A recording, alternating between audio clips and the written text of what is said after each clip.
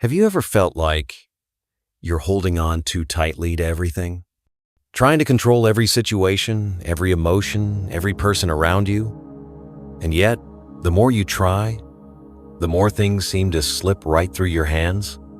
Like trying to hold onto water, the tighter the grip, the faster it escapes. And in all that effort to stay in control, what you end up losing is the peace you've been searching for all along.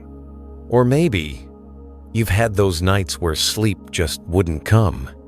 Not because of noise outside, but because of all the imagined what-ifs looping endlessly in your head. What if that thing actually happens? What if I'm not good enough? What if I lose everything? Questions with no answers, but still they haunt you, making your heart race, your breath quicken. And here's the painful truth. Most of the things we fear never actually happen. Then there are those times when you've given it your all. Carefully planned, worked hard, sacrificed so much, and yet the outcome still didn't go the way you hoped. And you start to wonder, did I not do enough? Do I need to take control even more? But then in that one moment you finally let go. Even just a little something unexpected begins to shift. Life, in its own quiet way, starts to move in a better direction. In Buddhism, this is called flowing with the Dharma. It's not giving up, and it's not being passive. It's returning to the truth that we cannot control everything. But we can learn to soften our grip, live with awareness, and trust in the deeper intelligence of life. In this video, we'll explore 8 profound lessons from Buddhist teachings, along with one final, essential reminder about compassion for yourself and how it holds the key to true inner freedom. Each lesson is a gentle, powerful invitation. So, take a breath, settle in with me, and let's begin this journey of letting go to live more lightly and peacefully. 1. Control gets in the way of trust. Some days, we think we can manage it all. We make detailed plans, try to control every little piece of life, from our careers and finances, to our emotions, to how our loved ones should behave, even down to outcomes we haven't seen yet. And it feels like if we don't keep control, everything will fall apart. But the tighter we hold, the more exhausted we become.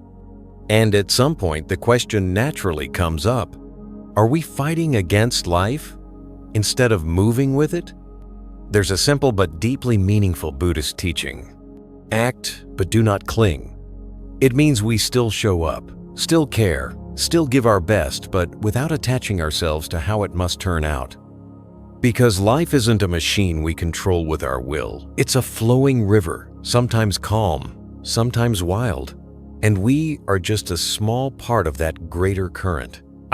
A middle-aged woman once came to the monastery feeling completely burned out. She had tried so hard to be a devoted mother, a responsible employee, a loving wife. But eventually, her husband chose to leave. Her kids grew up and began lives of their own, and her job kept changing with new technology. She said, "I did everything I could to hold everything together, but the more I tried, the more things slipped away." What she didn't see was that it was that very tight grip that was pushing life away. When we try to control, our hearts become uneasy. We begin to quietly doubt whether life can really work without our constant intervention. But trust and control, they can't walk the same path. The more we lean into control, the further we drift from trust.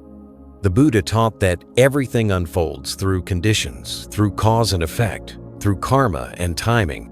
Some things fall apart not because we failed, but because they've reached their natural end. Some people leave, not because we weren't enough, but because the journey with them has reached a crossroads. Even sadness has its purpose, and like passing clouds, it too will fade. Now, some might ask, so should I just sit back and do nothing? That's not what letting go in Buddhism means. Letting go isn't giving up, and it's not being careless. It means do what you can, from a place of clarity and kindness. Then release the outcome and let life unfold in its own time. Like a farmer planting seeds, she cares for the soil, waters daily, pulls weeds, but she doesn't tug on the plant, trying to make it grow faster. The plant will grow in its own way when the soil is healthy, the water is right, and the sun is steady. This is a lesson that shows up at every age. In relationships, in work, and most often, within ourselves. And the first thing that returns when we let go? Not results, but lightness. That lightness creates space. And in that space, wisdom begins to grow. Worry fades. Fear softens. Sometimes, only when we stop trying to force life, do we realize that life has been quietly working with us all along. Doors open, support shows up. Opportunities we never imagined begin to appear not because we pushed, but because our hearts finally had room to receive. And maybe, one day, when we look back, we'll smile and whisper, "So this is how things bloom when we stop clinging." And so, this is how gentle life can be when we learn to let go. 2. Anxiety lives in the future. Peace lives in the present. There are nights when the mind just won't rest. Your body's lying in bed, but your thoughts are off somewhere else worrying about tomorrow's meeting, that unanswered message, or a result you're not sure will go your way. Those thoughts keep rolling in, like waves one after another. And even though nothing has actually happened yet, your body is already tense, like a tightly stretched string, and your heart feels uneasy, like you're stuck in the middle of a storm. That's the true nature of anxiety. It doesn't live in the now, it lives in an imagined future. In Buddhism, there's a term for this: projecting the mind into the future. It means your thoughts keep leaping ahead toward things that haven't happened yet, toward all the what-ifs that may never come true. And the more you chase those imagined scenarios, the more you lose sight of the truth that right now, in this very moment, everything is still okay. An elderly man once shared after a 3-day silent retreat. He said, "For months, I've been worrying about my children, about my health, about what's going to happen next. But when I just sat, breathed, and listened to the birds singing in the garden, I realized I'm still here. I haven't lost anything yet. And what I really need is to learn how to live in this moment. Just coming back to the now, to your breath, to your heartbeat, to the light coming through the window reveals something powerful. Peace doesn't exist in a perfect future. Peace is in your ability to be here now." One of the Buddha's most famous teachings says, "Do not dwell in the past. Do not dream of the future. Concentrate the mind on the present moment." The human mind is naturally inclined to plan, to predict, to prepare, and that's not wrong. But the problem is, when our entire awareness is swept away into the future, we lose our only steady ground, the present. A meditation teacher once gave this beautiful analogy.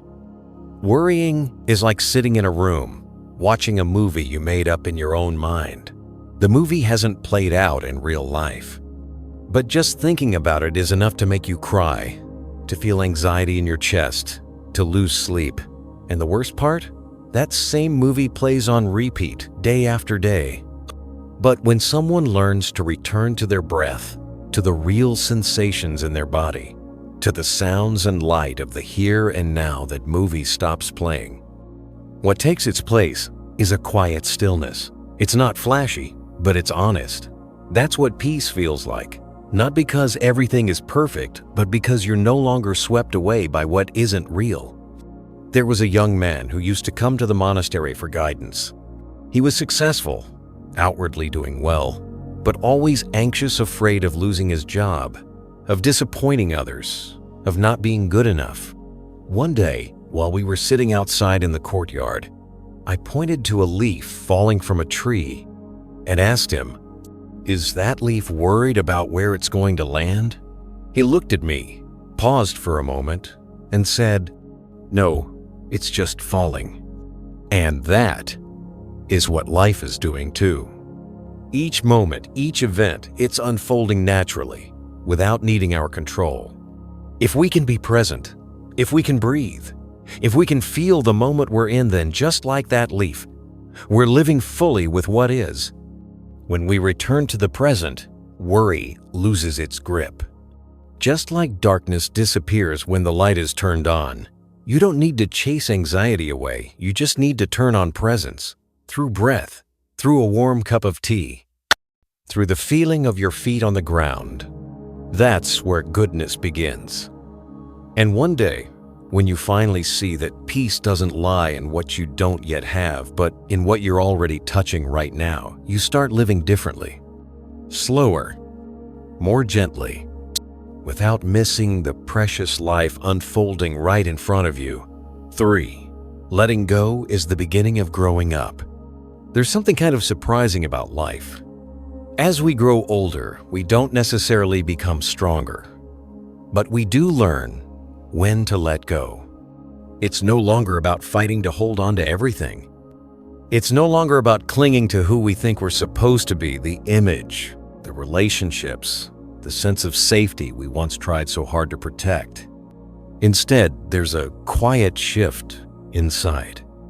A moment of deep understanding that to grow up, we sometimes have to release the things that no longer fit who we're becoming.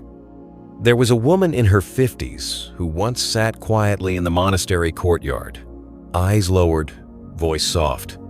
She said that for over 20 years, she carried everything on her shoulders: family, career, the image of a good wife, a devoted mother. But after her children had grown, her marriage ended, and work no longer brought her joy, she realized something painful. She had never really lived for herself. Everything she did came from fear of being judged, fear of being left behind, fear of not being enough. Then one day, she stopped trying so hard to hold it all together. Not because she gave up, but because it was time to set the weight down. And the beautiful part? In that moment of letting go, she started to see herself again lighter, more honest, more courageous. In Buddhism, there's a powerful image. A cup that's already full can't receive anything new.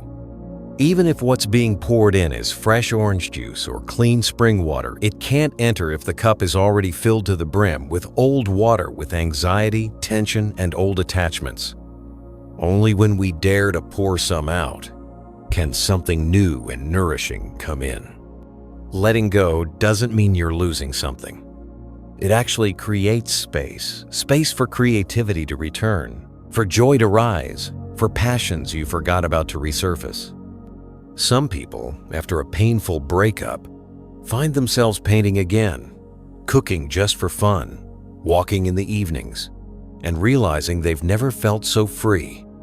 A young Buddhist once said something beautiful after going through a major life change. "I used to think my life was just a tiny, cramped room.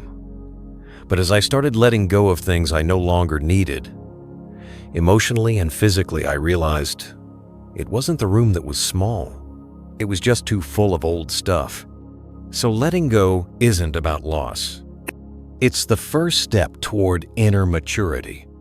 It's not always easy. Sometimes the thing you need to release is something that once felt like you, an old role, a long-time habit, a relationship that no longer nourishes your spirit. But once you put it down, what's left is clarity, lightness, and a quiet sense of freedom. There's a line in Buddhist teaching that says, "Nothing binds you except your own mind. The ropes aren't outside, they're within." And when letting go no longer feels scary, but instead becomes a wise and loving choice, that's when real growth begins. Not just in age, but in soul. And here's the beautiful paradox. Letting go doesn't make you weaker. It gives you back your real strength, not from control, but from trust and ease. Like someone floating in a river, instead of fighting the current, they relax and suddenly feel supported by the very flow they once resisted. When you're brave enough to set down what no longer serves you, you're not losing yourself. You're clearing a path for yourself to return fully, truthfully. And that is what growing up really means. 4. Life flows when you stop interfering. There's a beautiful image often used in meditation practice. It's the picture of a small stream weaving its way through the forest. It moves around rocks, through mud, under fallen branches, and eventually it finds its way to a larger river. It doesn't need a map. It doesn't need someone to guide it. It just needs no one to block its path. Life is a lot like that stream. It has its own wisdom, its own rhythm. But here's the thing, we humans often feel the urge to fix the flow. Not with our hands, but with our minds.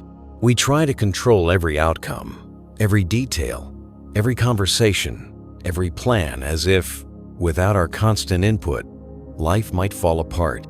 But every time we do that, we're tossing another rock into the stream. And when the flow gets disrupted, when life feels tangled or stuck, we blame the stream. We forget that we're the ones throwing in the stones. A man in his 40s once shared during a retreat, "I plan everything, my work, my finances, even my relationship. I'm always checking, texting, scheduling, organizing. But the more I do, the more exhausted I feel. Things still feel chaotic." My wife even told me that I control so much, she can barely breathe. Sound familiar? Most of us have felt that way at some point, terrified that if we let go, things will break. But what actually exhausts us isn't life. It's the non-stop interference of the mind. The Buddha said, when the mind interferes too much, wisdom can't appear. It's like muddy water. The more you stir, the less you can see. But if you leave it alone, let it settle, the bottom becomes clear again. Sometimes, the wisest thing we can do is take a step back. Not because we're giving up, but because we're giving life the space to move on its own. There was a woman in her 70s who once told me, she spent her whole life trying to control everything, raising her children a certain way, trying to shape her husband, trying to make sure everything was just right. But as she got older, she said, some things, the more you interfere, the more you lose. But when I started stepping back, even just a little, life found a way to adjust itself. It reminds me of a line from the Dhammapada.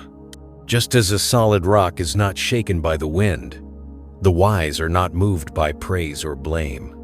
In the same way, those who understand the impermanence of life don't feel the need to control every flow. They know when to act and when to let things unfold. Now, this doesn't mean we should live passively or avoid responsibility. It means we take action with mindfulness, and then we know when to let go. Like a gardener, you plant the seeds, water the soil, pull the weeds, but you don't stand there yelling at the plant to grow faster. This habit of interfering often comes from a deep-rooted belief. If I don't do something, everything will fall apart. But that belief is what makes us tired, doubtful, and disconnected from the joy that's already here. And the beautiful thing is, once we learn to loosen the grip, we begin to see something unexpected. Life keeps going. The sun still rises. The wind still blows. And sometimes, blessings arrive not because we chased after them, but because we finally made space for them to enter. Letting go of interference isn't weakness. It's wisdom. It's what creates the space for trust, clarity, and even miracles to walk in. And as the mind starts to settle, starts to feel lighter, we begin to understand something profound. It's not the world outside that wears us down. It's the fear inside that keeps us from ever slowing down. 5. Fear is a seed. You reap what you plant. There's something simple, yet often forgotten. The human mind is like fertile soil. It doesn't judge what kind of seeds you plant, whether they're good or bad. It just knows this: if you plant it, it will grow. Plant worry, and you harvest anxiety. Plant doubt, and you'll grow confusion. But if you plant seeds of peace, of compassion, of trust, that same soil will nurture those too. The Buddha once said, "The mind leads all things." The mind is the master. The mind shapes everything. And it's true, whatever thought keeps playing in your head over and over again, it slowly becomes the lens through which you experience life. There was a man in his 30s who once shared something powerful. He had a good job. His boss liked him. Everything seemed stable on the outside. But inside, he always felt anxious, afraid he'd be fired, afraid he wasn't good enough, afraid someone would outshine him. And the thing is that fear didn't come from his boss. It didn't come from his coworkers. It came from the stories playing in his own mind, like a haunting soundtrack on loop every single day. And here's the kicker. Over time, those fears started creating his reality. He hesitated to speak up. He avoided challenges. He second-guessed compliments.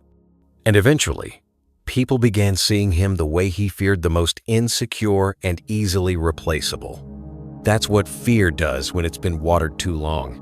It grows into a dense forest, thick with doubt, anxiety, and limitation. In Buddhism, there's a concept called ignorance, not in a harsh way, but as in not seeing things clearly. And one of the clearest signs of ignorance is believing that every thought we think is true. But not every thought deserves our belief. Some thoughts are just old habits. Some are echoes from the past. Some are clouds passing through, not facts, just familiar fears dressed up like the present. A sweet older woman once shared in a meditation class, "I kept thinking I was all alone, but then I realized I'm not. I just kept replaying an old story in my head that no one needed me anymore." And that story, played on repeat, planted the seed of loneliness in her heart. So even though her life was once a lush garden, all she could see were thorns. But here's the beautiful part. Even if we've spent years planting fear, we can always start over. The mind isn't fixed in place. It can be cared for. It can be retrained. It can learn to plant something new this time, with mindfulness, wisdom, and love. Every time you sit down to breathe slowly, deeply, you're planting a seed of peace. When you look at someone with compassion instead of judgment, you're planting a seed of kindness. When you speak one kind word to yourself in the mirror, you're watering a tiny sapling of self-acceptance. The Buddha once said, "The mind is like a field. If you don't plant flowers, weeds will grow on their own." Modern life is fast. It's loud. It's overwhelming. And when we're not paying attention, the weeds of fear and worry can sprout before we even notice. But just a little attention, just a little mindfulness each day can help us see there are still beautiful seeds inside us, waiting to be nourished. And from that place, instead of letting fear quietly steer our lives, we start creating a different kind of space. A space where clarity can rise, where strength can grow, where love finally has room to breathe. 6. Real strength comes from letting go. There's a pretty common belief in today's world. To be strong, you've got to stay in control. Control your time, your career, your relationships, your emotions. Have a plan A, a backup, plan B, maybe even a plan C. Strength, by that definition, means never letting anything slip through your fingers. But in Buddhism, there's a different kind of strength, quieter, deeper, and much more lasting. It's the strength that comes from knowing when to let go, not giving up, but doing your part fully, and then releasing the rest into the hands of life. A middle-aged man once shared after an evening meditation, "I've spent years tightening up, always being the strong one, always having answers, steering my family through everything. But the more I tried to control, the more lost and exhausted I felt. One day, I asked myself, what's the point of being strong if I feel tired all the time?" That question hits home, because gripping too tightly isn't always strength sometimes. It's just fear in disguise.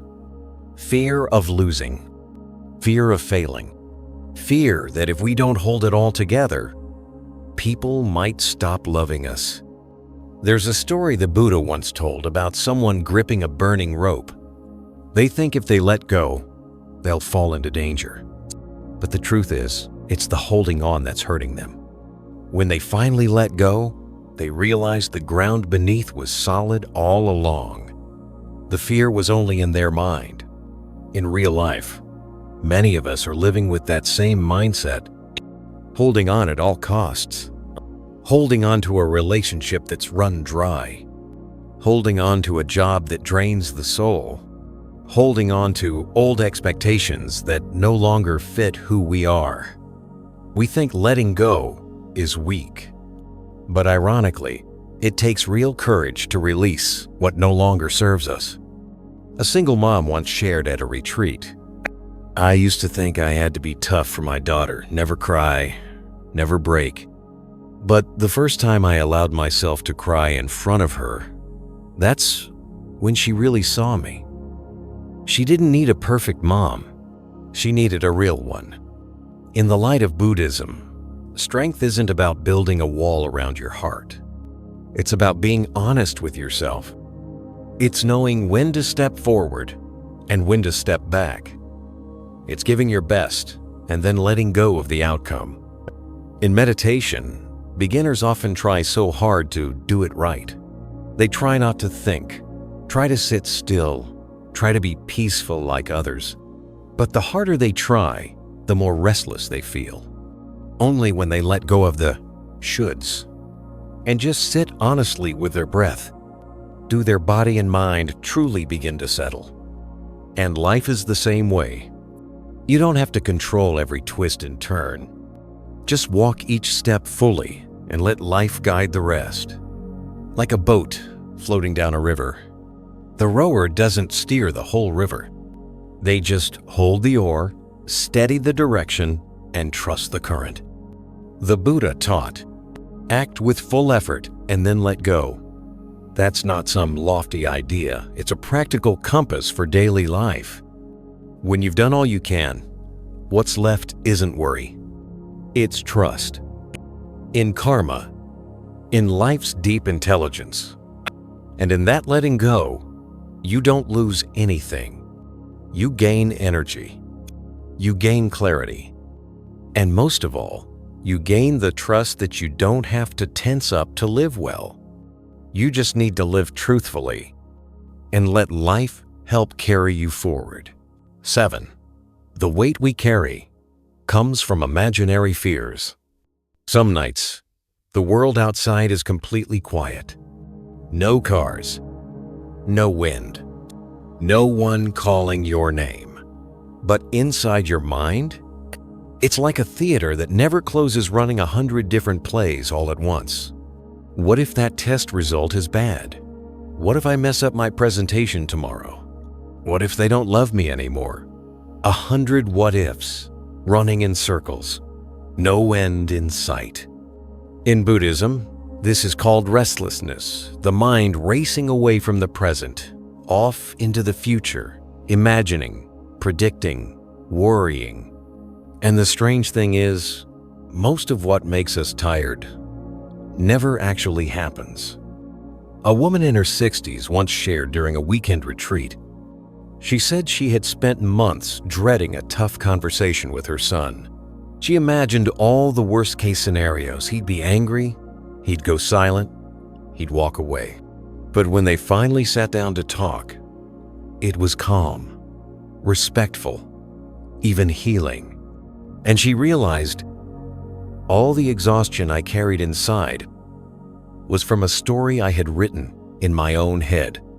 That's the truth for many of us. We're carrying the weight of fears that were never real. They feel real. They raise your heart rate, steal your sleep, make you doubt yourself. A young meditator once asked during a Dharma talk, "How do I know if what I'm worrying about is real?" The monk smiled gently and said, "If it's happening now, it's reality. But if you're just thinking about it and it hasn't happened, it's imagination." The line between real and imagined can be thin. But here's the test. Reality is something you can face. Imagination is what makes you afraid. The human mind is an incredible storyteller. It can write 100 scripts in minutes. But sadly, it often chooses to write dramas instead of joys. And we end up living in a rough draft of a future that may never come, instead of experiencing the life that's right in front of us. The Buddha said, "Wrong view is the root of all suffering." When we don't see clearly, we let the shadows in our mind lead us, thinking they're real. But they're just passing clouds, not the sky. A senior monk from the American West once shared, in his early years of practice, he feared meditation because every time he sat down, his mind would flood with memories, anxieties, regrets, old and new. But then, one day, he stopped reacting. He just breathed, watched the thoughts rise and fall like waves. And over time, the fear faded like morning mist under the sun. And life, it turns out, isn't as scary as we think. What's truly scary? It's the made-up stories we keep telling ourselves. Stories of failure. Stories of heartbreak.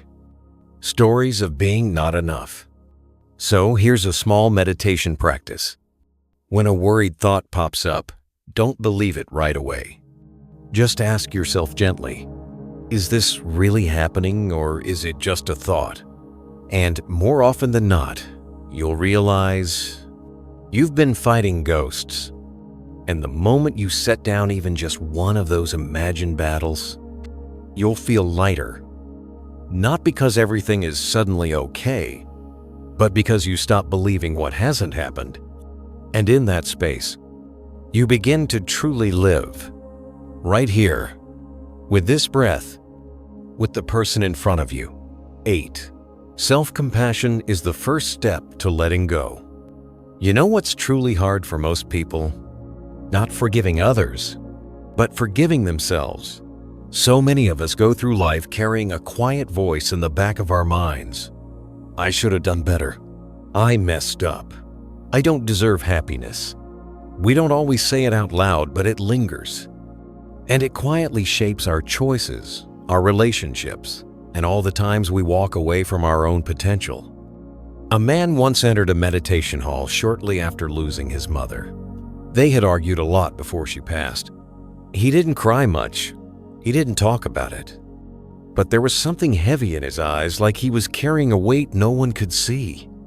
And the truth is, many people are carrying that same invisible burden, not because of life, but because of themselves. The Buddha once said, "Love yourself like a mother loves her only child, even if that child is not perfect." That teaching is powerful, because if you can't start with kindness toward yourself, how can you ever truly let go of what's been weighing you down? At a healing retreat, a woman once shared, "I can forgive others, even people who've hurt me, but I can't stop blaming myself." And that's the paradox for so many of us. We think that being hard on ourselves will make us change. But the truth is, pain doesn't heal through punishment. It heals through the light of compassion.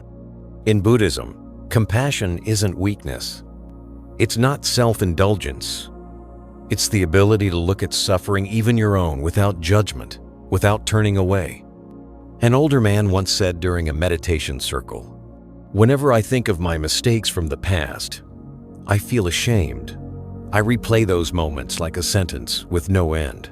The teacher gently asked, "If that were someone you love, someone carrying pain from the past, what would you do? He paused, thought deeply, and said, I'd hold them. And in that silence, everyone in the room felt it. The need we all have, to be held by ourselves. When we learn to treat ourselves with gentleness, something beautiful happens. We stop living under self-imposed verdicts. We no longer have to wear the strong mask just to hide the wounds. We slowly begin to release, not because we're weak, but because we finally understand, finally care, and finally believe. We don't have to carry it all. There's a beautiful word in Buddhism, ksama. It means patience, forgiveness, a deep tolerance for our own and others' mistakes. No one is perfect, and no one can grow if they're still stuck clinging to the past. Letting go doesn't always start with releasing others. Sometimes it begins with releasing the rigid image we have of ourselves. You don't need to become someone else to be lovable. You don't need to fix everything to feel at peace. You can simply begin with this one thing. Sit quietly, take a deep breath, and whisper to yourself, I deserve kindness, even on days when I don't feel enough. And once that seed of compassion begins to grow, you'll see that some burdens don't need to be removed. They simply stop binding you when you stop tying yourself to them. And from there, without forcing, without pushing, letting go happens. Naturally, like returning home. As you walk through each of these steps, letting go of control, facing imaginary fears, loosening your grip, learning to hold yourself with compassion, you begin to see something simple, yet life-changing. You don't have to tense up to understand life. You don't have to control everything to be okay. You don't need to be perfect to be free. All life asks of you is to show up fully, gently, honestly. Buddhism never teaches us to escape reality. It invites us to stay, to touch every moment, joyful or painful, with awareness and quiet faith in this unfolding path. You don't need to know what's coming next. You only need to trust. When you let go, life will catch you. When you stop pushing, the river will carry you. And in that flow, there is peace. There is wisdom. There is a freedom so deep, you don't need to seek it elsewhere, because it's already inside you, just waiting for your return. If this message touched something in your heart today, please hit like to help spread this gentle energy further. Don't forget to subscribe to Buddhism Seeds, where we share grounded, heartfelt teachings of the Buddha in ways that speak to modern life. You can also share this video with someone who might need to hear it right now. And leave us a comment. What are you ready to let go of today so you can live a little lighter? Thanks for listening. Wishing you a peaceful, slow, and mindful day.